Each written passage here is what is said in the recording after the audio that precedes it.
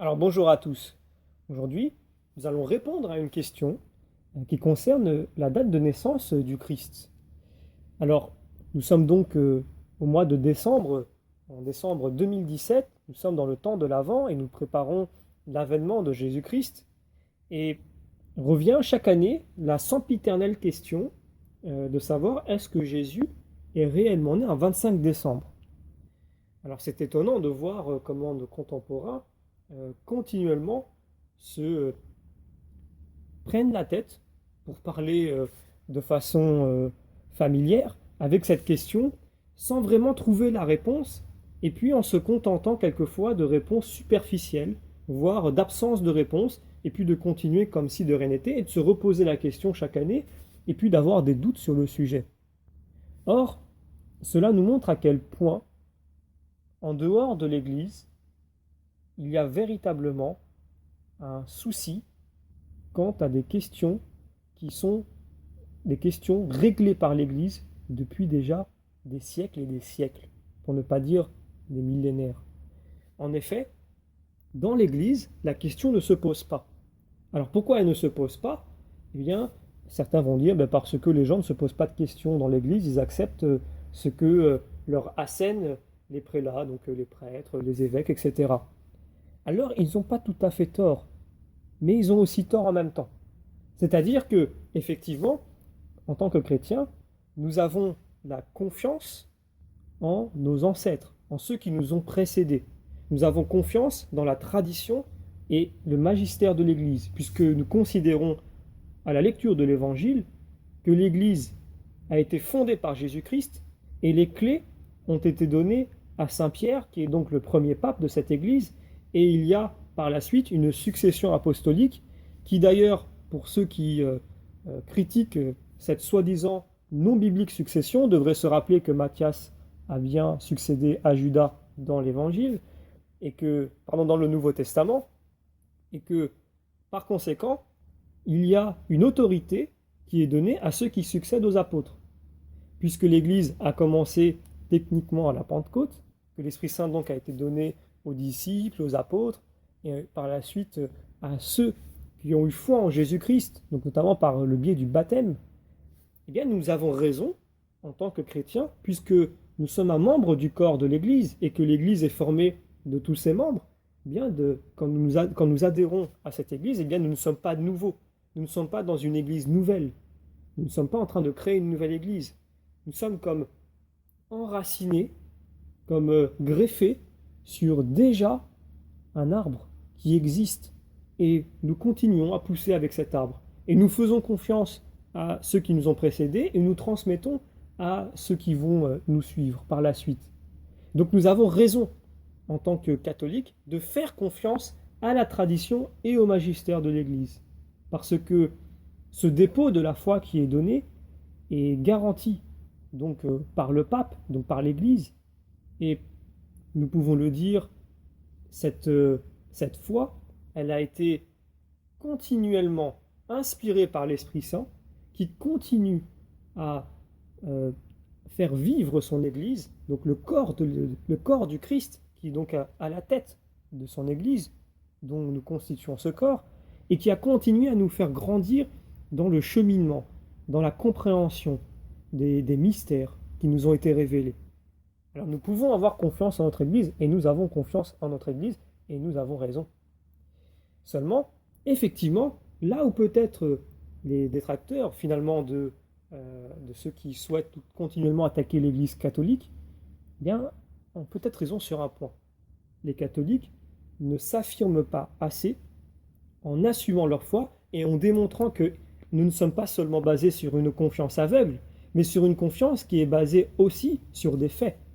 Effectivement, s'il faut avoir lu tous les pères et les docteurs de l'Église pour enfin, tout d'abord, ce serait un manque de foi, mais c'est également quelque chose qui prendrait des années. Alors effectivement, il faut avoir confiance en notre Église, mais rien ne nous empêche de creuser un petit peu dans la tradition et le magistère pour voir d'où proviennent toutes ces richesses que nous donne l'Église aujourd'hui. Et c'est là que nous allons avoir une réponse claire et nette sur la naissance de Jésus-Christ, en apportant une preuve qui ne peut pas être réfuté.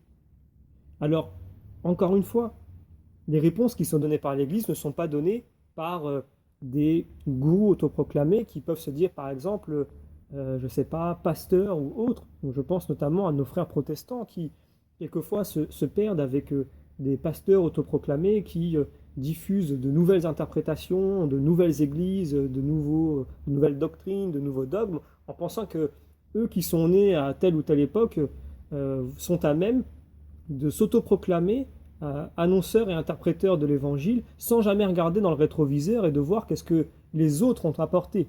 C'est une énorme erreur, c'est une immense erreur même. C'est tout contraire à la Bible d'ailleurs. Et on le voit tout le long de la Bible. Alors, nous ne sommes pas non plus une église qui s'est autoproclamée dans les environs du 15e, 16e ou 17e siècle.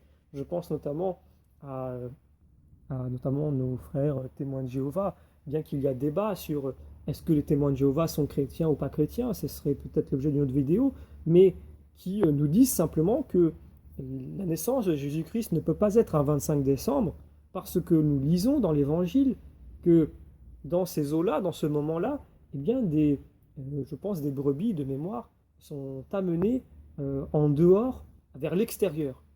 Or, c'est impossible, puisque si nous sommes en hiver, il ferait trop froid, il neigerait, et donc par conséquent, on ne pourrait pas les sortir au dehors. Eh bien, nous avons une grande nouvelle à annoncer à nos amis témoins de Jéhovah qui n'ont peut-être jamais regardé à travers leurs fenêtres, mais les saisons ne sont pas fixes. Il peut très bien faire beau un jour de décembre, comme il peut pleuvoir un jour d'été. Donc quand nous entendons des arguments de cet ordre-là, il est quand même difficile de les prendre au sérieux. Et je me demande même moi personnellement, comment font-ils pour croire à cela? Alors après, évidemment, ils pourront rajouter qu'il y a un lien avec des mythologies, etc. Mais ça, ce sont des choses qui sont inexactes. Ce sont des raccourcis que l'on assène quand justement nous sommes à court d'arguments.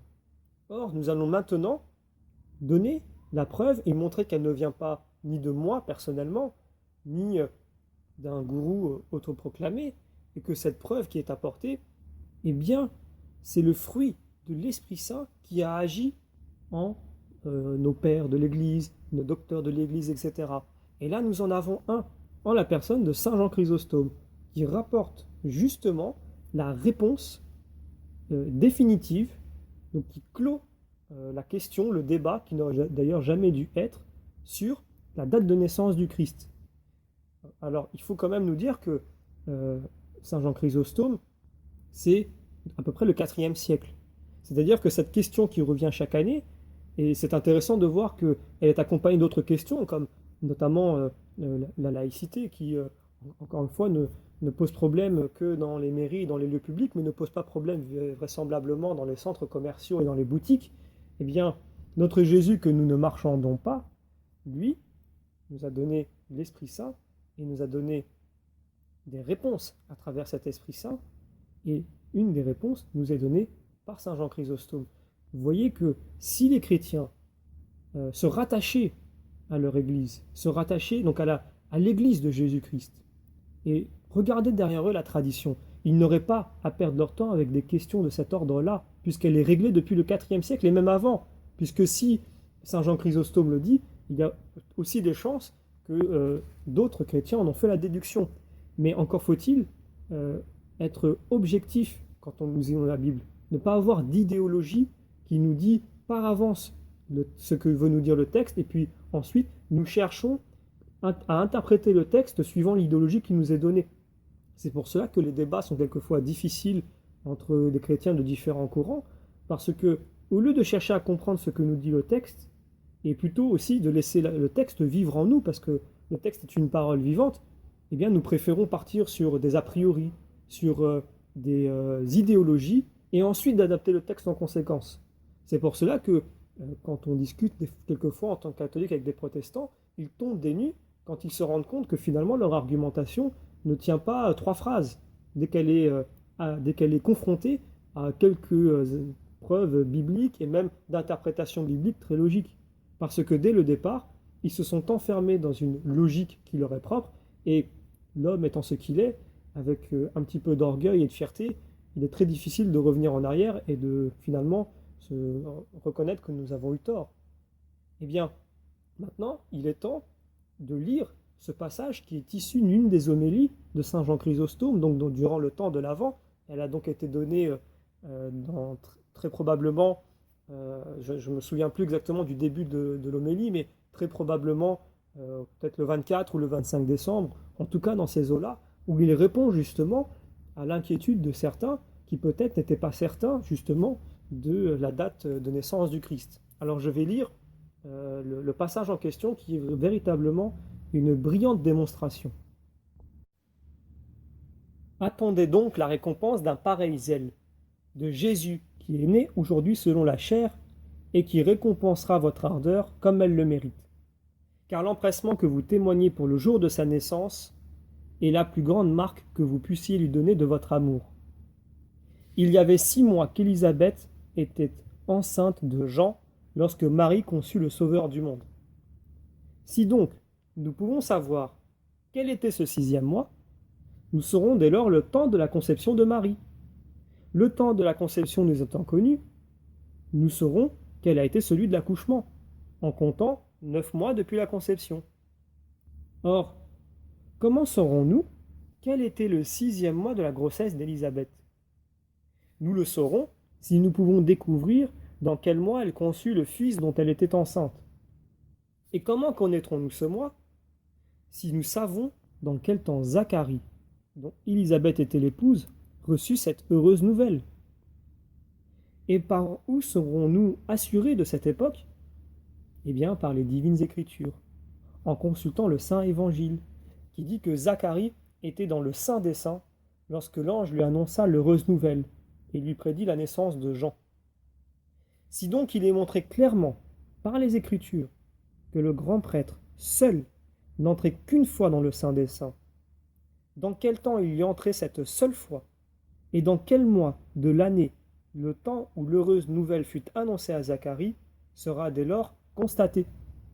Et ce temps constaté, celui de la conception, sera parfaitement connu. Or, que le souverain pontife n'entra qu'une fois dans le Saint des Saints, saint Paul l'a déclaré dans ses épîtres.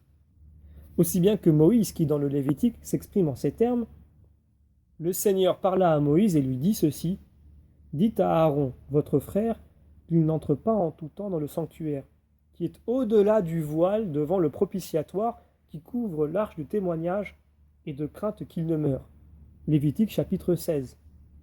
Et ensuite, « Que nul homme ne se trouve dans le tabernacle du témoignage quand le pontife entrera dans le Saint des Saints afin de prier pour lui-même, pour sa maison et pour toute l'assemblée d'Israël, jusqu'à ce qu'il en soit sorti. Il priera au pied de l'autel qui est devant le Seigneur. » Il est clair par là que le pontife n'entrait pas en tout temps dans le Saint des Saints, que personne, lorsqu'il y était, ne pouvait en approcher, et que tout le monde devait se tenir en deçà du voile. Mais écoutez ce qui suit, avec la plus grande attention, car il me reste à vous montrer en quel temps il entrait dans le Saint des Saints, et qu'il y entrait une seule fois l'année. Qu'est-ce qui le prouve? Eh bien, le même livre.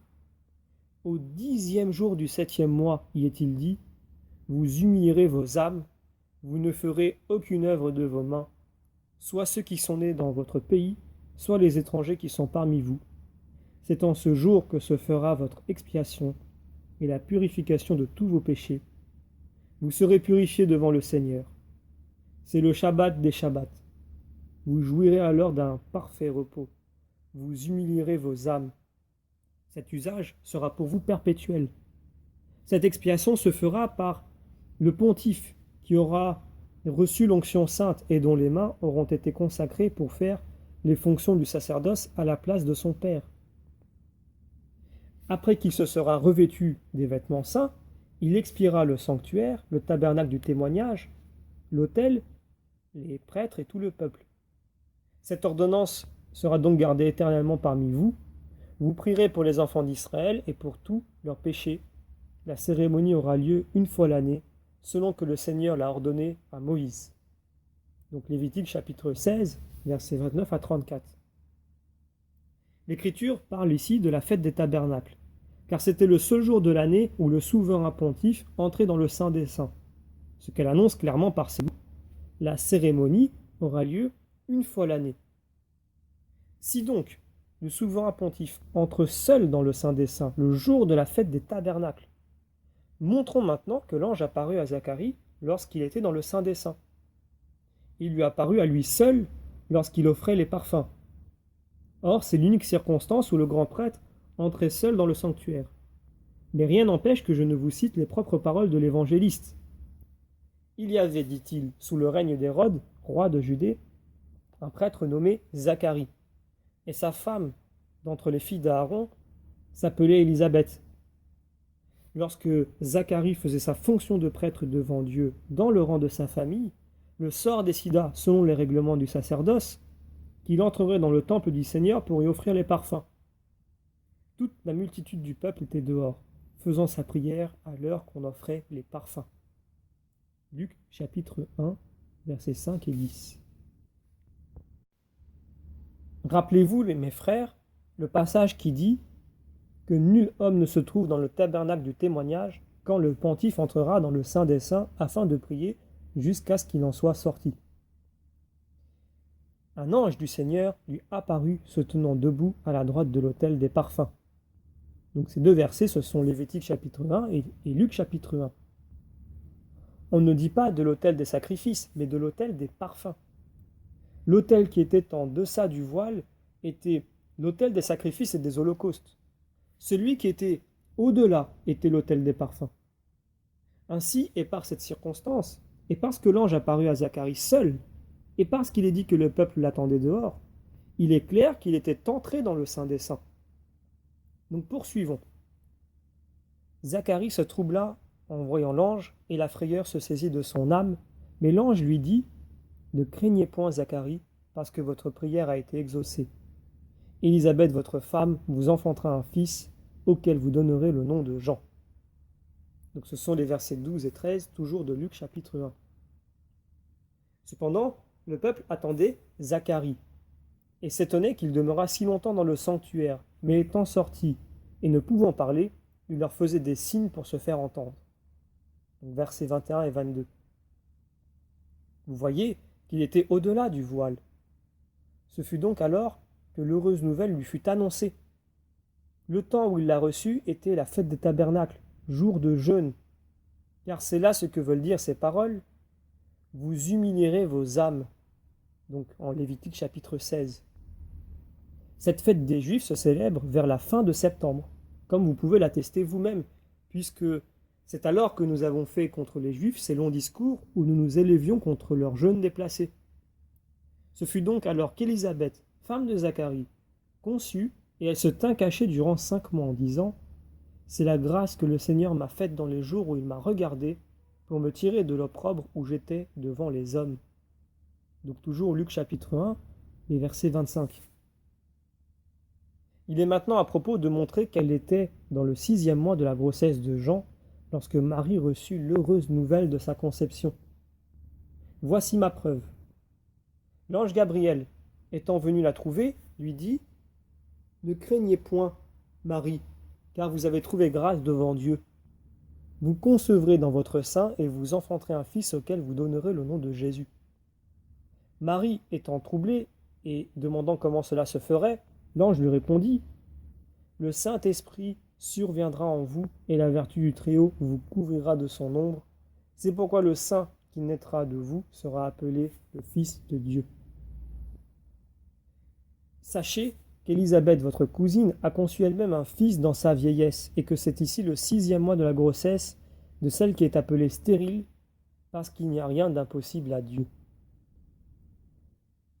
Donc nous sommes toujours en Luc chapitre 1, mais versets 35 et 37. Si donc Élisabeth a conçu après le mois de septembre, comme nous l'avons prouvé, depuis ce mois, il faut en compter 6, donc depuis octobre jusqu'à mars. C'est après ce 6e mois que nous avons l'époque de la conception de Marie. En comptant de là 9 mois, nous arriverons au mois présent, donc décembre. Le premier mois de la conception de notre Seigneur est donc avril, après lequel viennent les 8 autres mois, depuis mai jusqu'à décembre. Ce dernier mois est celui où nous sommes maintenant, et où nous célébrons la fête de la Nativité. Mais afin de vous rendre la chose encore plus claire, je vais reprendre tout ce que je viens de dire et vous en donner le résumé précis. Le grand prêtre seul entrait une fois l'année dans le Saint des Saints. Et quand y entrait-il? Dans le mois de septembre. C'est donc alors que Zacharie est entré dans le Saint des Saints. C'est alors qu'il a reçu l'heureuse nouvelle de la naissance de Jean.